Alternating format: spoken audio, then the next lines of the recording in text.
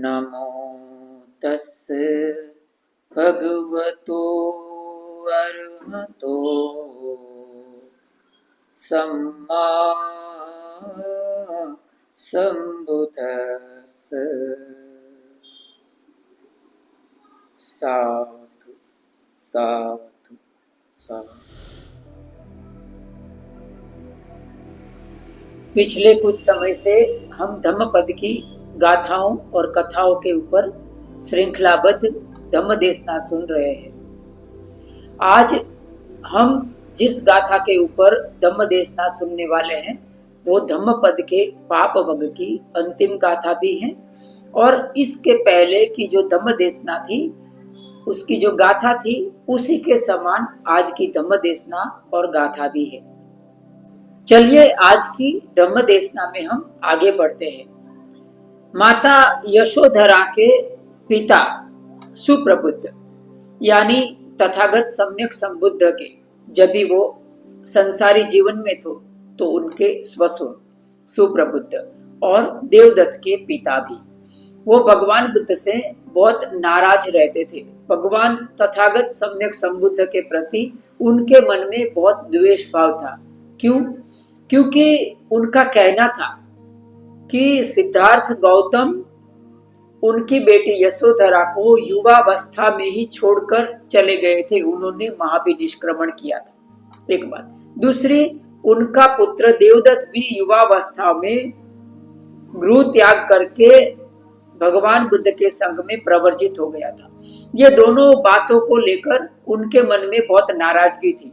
तो सुप्रबुद्ध हमेशा भगवान बुद्ध की निंदा करता था। एक समय की बात है, भगवान तथागत सम्यक संबुद्ध भिक्षाटन के लिए जा रहे थे। तो सुप्रबुद्ध ने मन में ठान लिया कि आज मैं बुद्ध को भिक्षाटन करने के लिए नहीं जाने दूंगा, उनके रास्ते में मैं अवरोध पैदा करूंगा। और वैसा ही किया।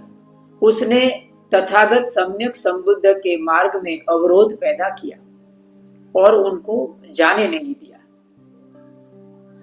भगवान भिक्षाटन के लिए नहीं जा पाए। जब भी वो वापस विहार में जाते हैं तो वो आनंद को कहते हैं कि आनंद, यह सुप्रबुद्ध 7 दिन के अंदर अपने महल की अटारी से गिरकर मर जाएगा। दूसरी तरफ सुप्रबुद्ध के मन में ऐसी जिज्ञासा पैदा हुई कि बुद्ध उनके बारे में क्या सोचते हैं, क्योंकि उसने उनके मार्ग को अवरुद्ध किया था। तो वो एक गुप्तचर को भगवान के प्रतिक्रिया जानने के लिए भेजता है। गुप्तचर को ये बात पता चलती है कि भगवान ने उनके बारे में ये भविष्यवाणी की है कि 7 दिन के अंदर सुप्रबुद्ध है वो महल की अटारी से गिरकर मर जाएगा। सुप्रबुद्ध इस बात से चौकन्ना हो जाता है और वो क्या करता है, उनकी प्रतिक्रिया में वो अपने आदमियों को कहता है कि मैं थोड़ा सा भी इधर उधर लुढ़क जाऊं तो मुझे पकड़ लेना। और दूसरा प्रयत्न ये करता है कि उसके महल में जो अटारियां लगी हुई थी, सीढ़ियां लगी हुई थी, वो उखाड़कर फेंकवा देता है ताकि न रहे बांस न बजे बांसुरी, यानी वो गिरने की संभावना को ही वो खत्म कर देता है। और उनको मन में यह लगता है कि अभी बुद्ध की भविष्यवाणी है वो मिथ्या हो जाएगी। दूसरी तरफ ये बात भगवान बुद्ध को भी पता चलती है। तो फिर से वो आनंद को कहते हैं कि आनंद, कभी भी तथागत बुद्ध की भविष्यवाणी है वो मिथ्या नहीं होती है। वो 7 दिन के अंदर मृत्यु को प्राप्त होगा, सो होगा ही। ये बात भी सुप्रबुद्ध को पता चलती है।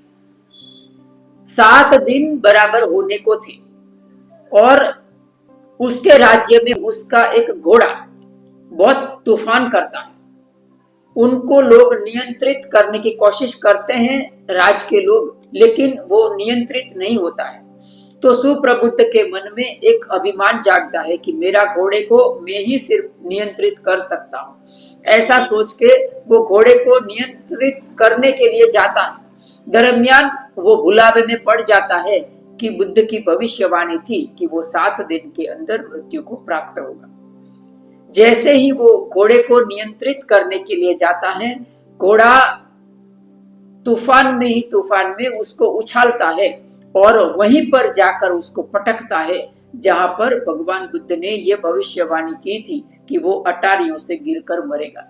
तो वही स्थान पर वो गिरकर मर जाता है जहां पर अटारियां यानी सीढ़ियां लगी हुई थी। तो इस तरह से तथागत सम्यक संबुद्ध की वाणी है वो सही साबित होती है।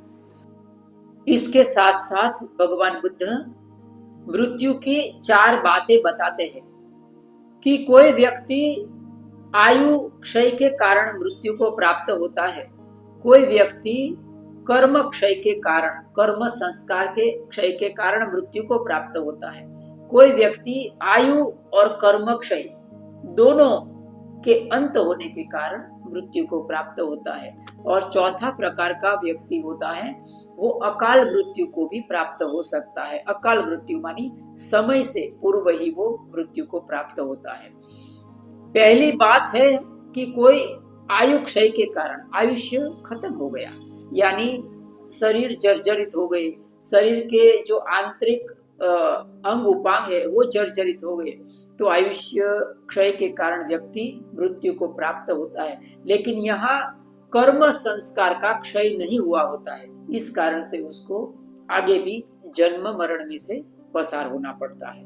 दूसरे बात में कहा कि कोई व्यक्ति के कर्म संस्कार क्षय हो गए होते हैं लेकिन आयु संस्कार का क्षय नहीं हुआ होता है, तो ऐसा व्यक्ति भी आगे थोड़ा जन्म मरण कर सकता है। ऐसा व्यक्ति शायद श्रोतापन हो सकता है, श्रद्धागामी हो सकता है, अनागामी, अरहंत नहीं हो सकता, क्योंकि अरहंत होगा वो ही सिर्फ आयु संस्कार का त्याग कर सकता है, आयु संस्कार को क्षय कर सकता है।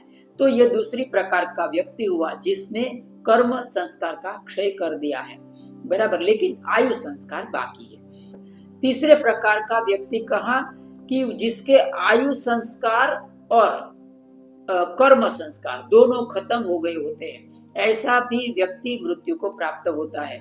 यह परिनिर्वाण की बात हुआ।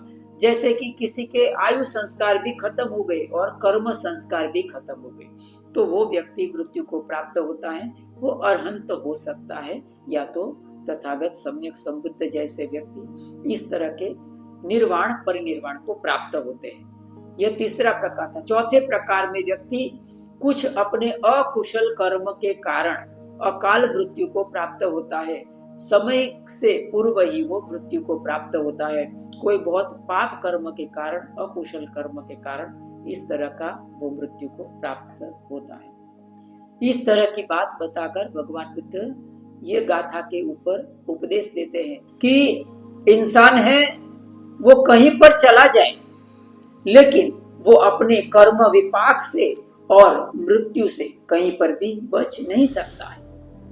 चाहे वो अंतरिक्ष में चला जाए, आसमान में चला जाए, चाहे वो समंदर के मध्य में चला जाए, या चाहे किसी पर्वत की गुफा की विवर में चला जाए यानी गुफा में चला जाए, फिर भी वो मृत्यु और कर्म विपाक से बच नहीं सकता है।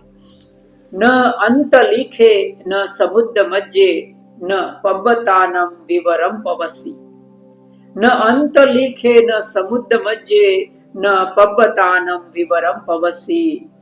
न विज्जति जगतीपदेशो यथोठितम न पश्येय मच्चु। यथोठितम न पश्येय मच्चु। तो आज इतना ही रखते हैं। जितने भी लोग चैनल व्हील ऑफ धम्म को देख रहे हैं सभी के प्रति बहुत बहुत मंगल कामना। सबका मंगल हो, सबका मंगल हो, सबका मंगल। साधु साधु साधु।